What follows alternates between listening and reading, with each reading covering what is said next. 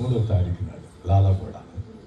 అయితే 3 హాస్పిటల్స్ నుంచి యశోద, మరి పెద్ద hospital, super speciality hospital Secunderabad దగ్గర, కామినేని అండ్ అపోలో, ఈ 3 కూడా ఆ దినాల్లో, ఇప్పుడు ఈ దినాల్లో ఉన్న పేర్లు నాకు తెలియదు కానీ నేను డ్యూటీ చేసే దినాలు 85లో అలాంటి హాస్పిటల్స్ మరి చూశారు.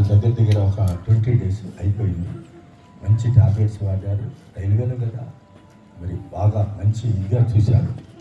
అయినా ఒక డాక్టర్ గారు మరి మా అత్తగారికి మామగారిని పిలిచి ఒక వారం రోజులు ఆయన చనిపోతారు తీసుకెళ్ళమన్నారు. ఆ 3 డాక్టర్లు చనిపోయారు. 1985 30వ తారీఖు నాడు చెప్పారు.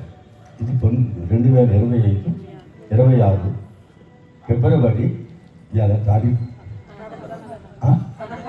మీ మధ్యలో ఉన్నా, 16 మీ మధ్యలో ఉన్నాను అంటున్నా. మీరు చెప్పారు తారీఖు మీ మధ్యలో ఉన్నా అంటే సజీవ సాక్ష్యం.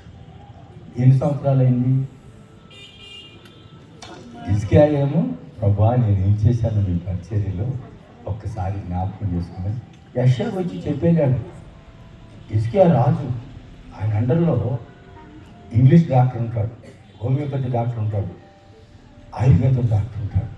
ఉండరా రాజుగారి దగ్గర వాడితో ఎప్పుడుతో సంప్రదించాల. యెషయా చెప్పేలేడు. ఇల్లు చక్కబెట్టుకో, టైం అయిపోయింది అన్నాడు. అంతే, వెళ్ళిపోయాడు.